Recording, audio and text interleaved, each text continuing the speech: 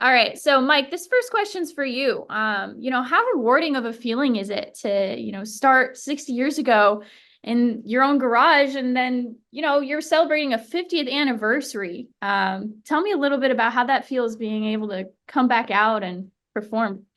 It's literally amazing. I mean, it's a miracle and it's wonderful because, our family was built on music and harmonies.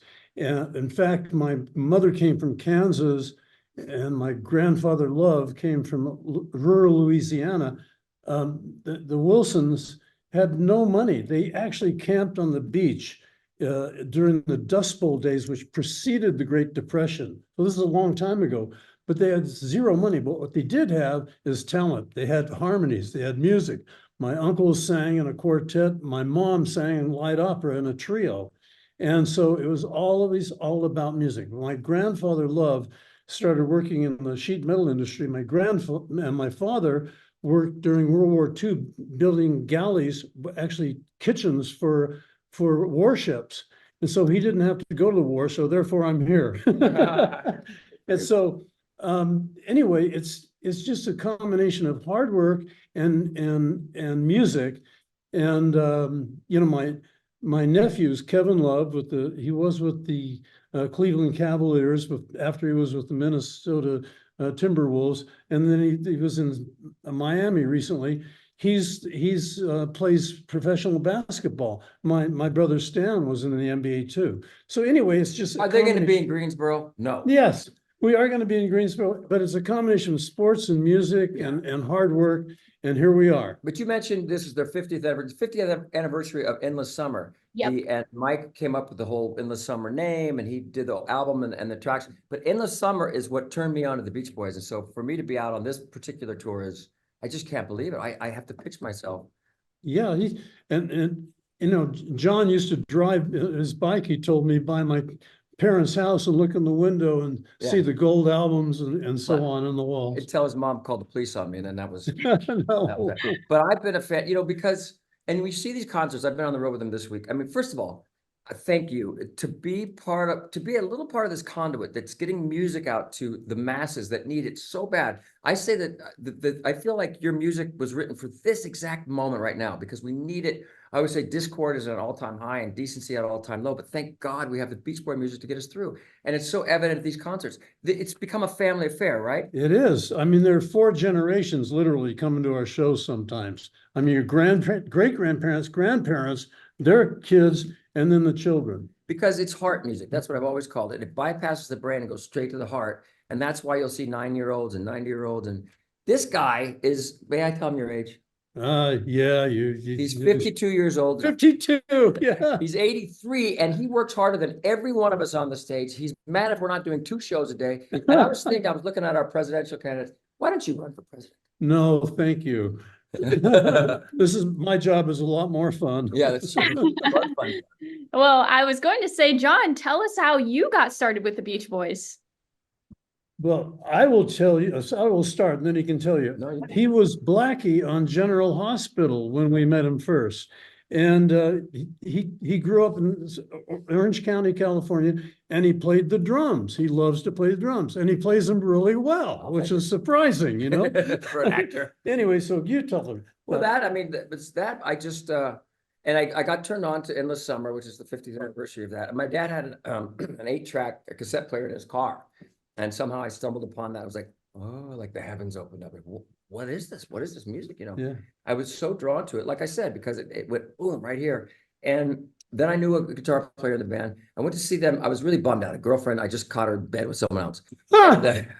Tony Danza, to be exact. Read the book. And yeah, really. And but my friend said, well, come, maybe you get to meet the Beach Boys someday. And so we were playing this, at this baseball stadium. Well, he was playing at a baseball stadium. And my friend said, come backstage. As soon as fun is over, run backstage because it's, they're going to leave after the encore. So I go back there and I'm running and girls are chasing me on the diamond. And I look up on the big screen and there, that little skinny guy like this with like Jordan-ass jeans. And I had a dead crow in my head. I bashed through the backstage area and I'm sweating. And Mike goes, to my friend, he goes, who's that? He said, that's John Stamos. He plays drums. He's on General Hospital. And he says, does the girls scream for him all the time like that? And my friend said, yeah. He goes, get him on stage. And I went on and played Barbara Ann And he played with us in July 4th in the mid 80s. And there were hundreds of thousands of people there. And so, John has been a part of our life for ever since. I'm so grateful. And I feel like we were talking about this yesterday, like my brand of good, safe, home cooked meal feeling family entertainment is perfectly merged with the Beach Boys at this point. And so these concerts, is there still tickets? There must be. Yes, there are a few tickets. You've got to come see the show because we do 2 hour sets, hour, take a break, hour, and we got to pee and stuff.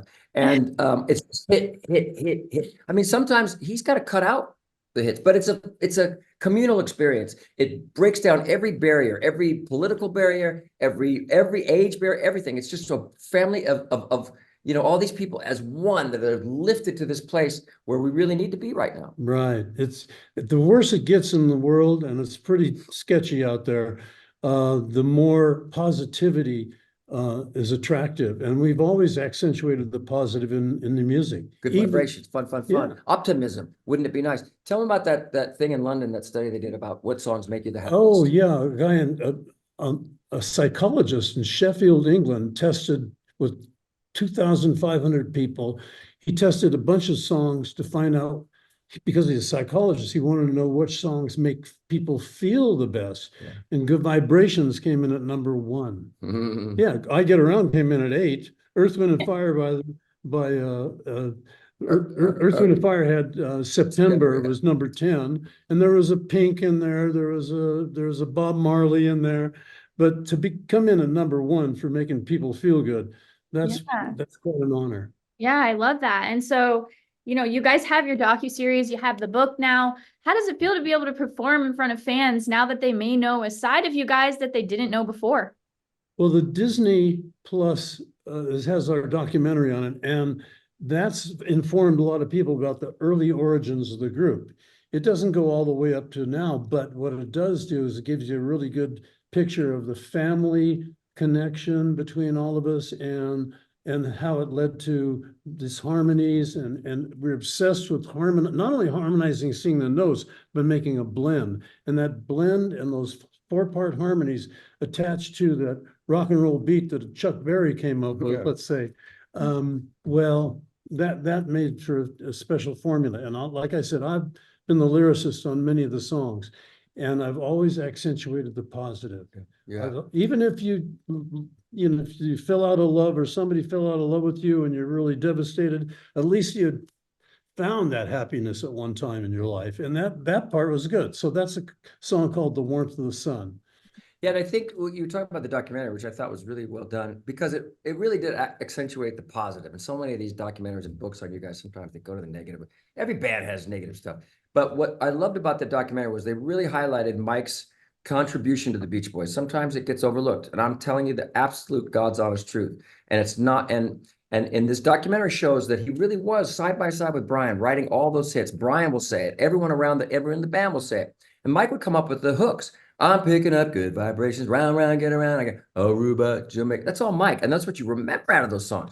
Also, may I say, keep complimenting you, is that when the whole world wanted to be us, a lot of it was the imagery that he was painting with his lyrics about, again, positivity, optimism, Camelot, and the whole world was like, wow, California, look at what's going on over there. And it's, but because of these guys. There are more American classic cars from the 50s and 60s in East Germany. Used to be East Germany and West Germany. East Germany used to be controlled by the communists, right? Well, there are more classic cars in East Germany than anywhere in Europe. Now, why is that? Because the Beach Boys, we sang about those cars, and they represented America and freedom and something really, powerful. Yeah, powerful. And great looking and powerful. So it's That's just you. Well, no, not really, but we sang about cars as well as the girls, California girls, Different lifestyles. Yeah. Surfing, cars. Yeah. But oh, sorry, but I want to tell them what they're going to see, because that was my next question. So again, it's just everyone's uplifted, but bring your kids. I do stuff from Full House. We sing forever. We show videos and stuff. And then it's just, I don't care how old you are when you walk in there, when you walk out, you're gonna be a teenager and you're gonna be uplifted with love and positivity. And even little kids, they get a glimpse into their immediate future, you know, Right. with Wouldn't It Be Nice and, Yeah. God Only Knows and, I you know, think, so it's a really great experience, I yeah, and you think. never know, I mean, this guy will tour until he's 117, but you know, you never know when the Beach Boys are gonna come around to your town, especially in that beautiful place we're playing over there. And Tanger Center, yeah. And I'm not with mhm. them all the time, so if you want to see the Beach Boys and, you know, some And John ex-teen idol Stamos. hamming it up, get tickets soon. No, Yeah. he does play it on stage. He plays the drums, you know. Sometimes you get a guest drummer and you say, that just ain't right. And but he's into it and has been into it for 50 years now. Playing with the Beach Boys has been, next to my wife and my son, is the greatest thing that has ever happened to me in my life. And I'm so grateful to you, Mike. And I'm so Yeah. grateful to the fans that have been coming out. The shows have been sold out. We played, what, the last 2 We days? played in the Outer Banks of North Carolina, which is great. It was beautiful. And we're in Asheville now, but we're heading to Roanoke on the way to Greensboro.